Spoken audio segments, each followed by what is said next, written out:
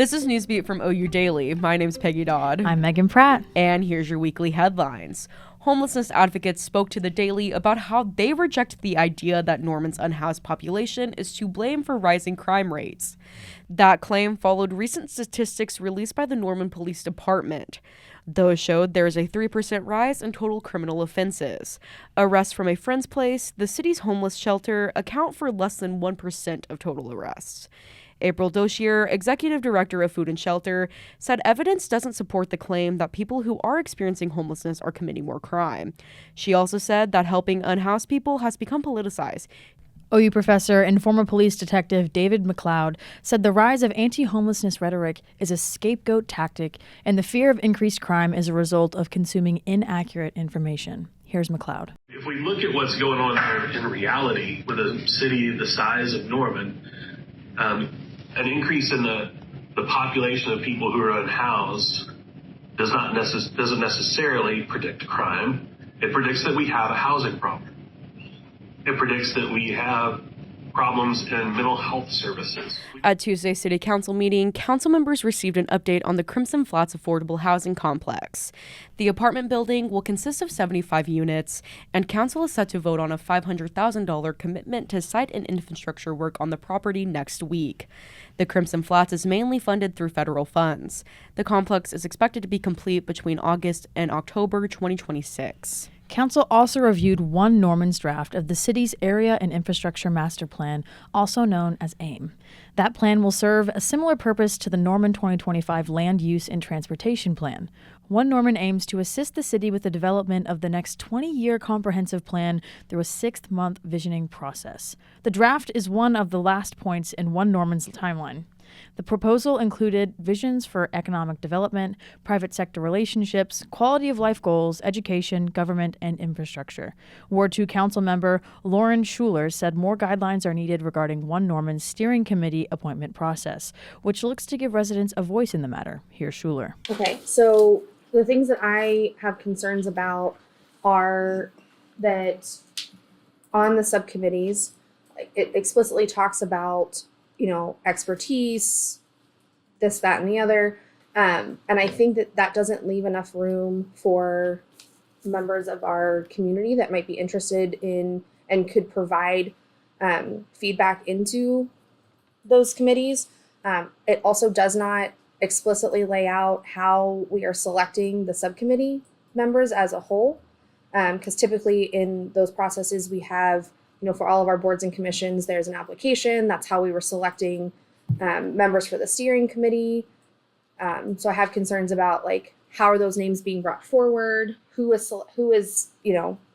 vetting those? Is it just the steering committee? I feel like we need some more guidelines around, just so that everybody is operating from the same set of understanding. This is how the chairs are being selected. This is how the committee members are being selected for those, so that our public understands, if they would like to participate in that, what the process is to put their name forward. Mm-hmm. So is it possible for us to draft, more explicit language within the resolution that kind of guides what that selection process is going to look like? Sure. I would like it to be a little bit more inclusive on who might be able to serve. According to Mayor Larry Heikkila, the applications for the steering committee were evaluated and members were selected by Elizabeth McKinney. McKinney is the wife of President and CEO of the Norman Economic Development Coalition, Lawrence McKinney. The city unveiled its new transit center in a ribbon-cutting ceremony last week. The transit center is located at 320 East Comanche Street and includes an indoor and outdoor waiting area, public restrooms, a staff break room, water bottle filling station, and vending machines. The city purchased the property in April of 2022 from Chase Bank and will replace the transfer station on Brook Street. 2 organizations filed pre-development paperwork with the city last week. The first was OU's chapter of Kappa Alpha Theta sorority. Kappa Alpha Theta is seeking an extension of its house and additional parking. The second is the Shaz Investment Group. The company is looking to build a commercial and apartment space near the northeast corner of Indian Hills Road and 48th Avenue Northwest. That area would be called Whispering Trails. Both the sorority and Shaz Investment Group's pre-development meetings will be held on October 26th. Kappa Alpha Theta's meeting will begin at 5:30 p.m. The Shaz Investment Group discussion will also take place at 6 p.m. Both will be at the Norman Development Center. At its meeting on Monday, the Norman Public Schools Board of Education approved a resolution to call for a general election. The election will decide District 4's representation on the board on April 2nd, 2024. Candidate filing will end December 6th. Superintendent Nick Migliorino said at the meeting that the board has been having conversations with the city council regarding school resource officers. Here's Migliorino. I do believe at the end of the day, everybody has the same mission in mind, is to provide the best opportunities in the safest environment for all our students and staff. This week at the Capitol, Oklahoma senators heard various speakers criticize diversity, equity, and inclusion programs in the state's higher education institutions on Wednesday. The interim study was requested by Senator Rob Standridge, a Republican from Norman. Standridge authored a resolution last May that would defund institutions that don't eliminate DEI programs. Standridge specifically mentioned OU during the study. Here's part of Standridge's speech. You know, I saw the OU Sooner Camp. I didn't see any Bible study, which I would have been surprised to see that, but we see queer tours and drag shows and drag bingo for all these young kids coming onto campus. I mean, is that really what we want to spend our money and time doing? Shouldn't we just talk to them about math and science and English and just let them start studying?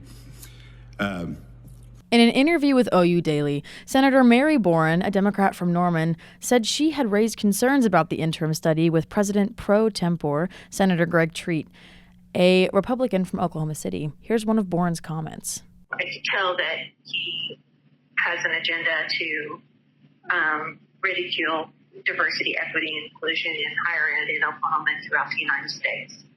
To see full coverage of this study, visit the news tab on oudaily.com. Moving to campus news, OU Health Services announced last week the updated 2023-2024 Pfizer COVID-19 vaccine is now being offered at Goddard Health Center. Most insurance plans cover the cost of the vaccine without any out-of-pocket expenses. According to Maggie Poole, OU Health Services Clinical Administrative Director, the price of the vaccine is just under $200 without insurance. OU community members can schedule an appointment for the COVID-19 vaccine on Goddard's website. A few members of the OU community expressed their opinions about the ongoing Israel-Hamas war. Hamas is a Palestinian militant group that controls the Gaza Strip. The group launched surprise attacks on Israel on October 7th, including rocket launches. Joshua Landis, the director of the Center for Middle East Studies, talked to OU Daily about the conflict's complicated historical implications. Here's Landis. Well, there are many American Jews, and there are many American Arabs, and there are many American Palestinians. And all of them care very, very deeply. So it's very controversial, obviously, because Jewish Americans are horrified by this brutal savagery. And yet, Arab Americans, Muslim Americans, Palestinians tend to look at the broader Palestinian-Israeli conflict, and they see this as a desperate attempt by people who've been oppressed. To read more of the Daily's coverage of the war, along with statements from campus organizations like OU Hillel and the OU Arab Student Association, visit our website, oudaily.com. Former American Civil Liberties Union President Nadine Strawson spoke on campus this week. Strawson emphasized the importance of free speech and open conversations as part of OU's Free Speech Week.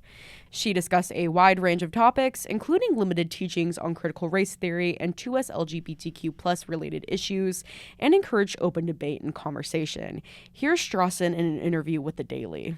Freedom of speech includes not only the freedom to convey information and ideas on the part of the speaker, but also the right to receive information and ideas on the part of the audience members. The OU Campus Activities Council announced the 2023 Homecoming Royalty Court members this week. The court includes several campus leaders like OU Student Government Association President Christopher Furch and CAC Executive Chair Katie Trammell. Trammell talked to the Daily about her experiences within CAC and what it means to represent the university. To read her interview and more from others on the court, visit us online. The royalty announcement will be made during halftime at the homecoming football game on Saturday. Homecoming week will end with the Glow Parade and Raw Rally on Friday. From the Culture Desk, the Norman Music Festival announced its open call for artists. The next festival will be in April 2024. The open call will last from now until November 15th. Interested bands can fill out the online application to be considered for the festival. For more information, visit oudaily.com and click the Culture tab. Let's look at the Daily's calendar for upcoming events this week. On Friday night, University Theater presents Heathers, the musical. And on Saturday, OU football faces UCF and the Boyd House block party takes place. The Daily's calendar of events is filling up. The calendar tab on our website features campus, city, and statewide events. Thanks for listening to the Newsbeat from OU Daily. This is the Daily's weekly news podcast. New episodes of Newsbeat will air every Friday. Each episode will give you a short recap of what happened on campus and across Norman that week. Be on the watch for longer special editions about each of our print publications.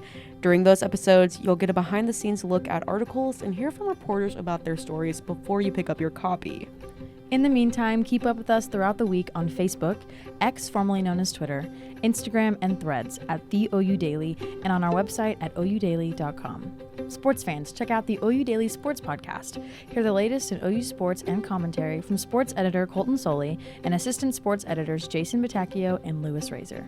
You can find that on YouTube, Spotify, and oudaily.com. But if you'd like to read more about the stories you heard on this podcast, you can find those and more online. My name is Peggy Dodd. I'm a news editor here at The Daily. My name is Megan Pratt. I'm a news reporter here at The Daily. And we'll see you next week here on the Newsbeat.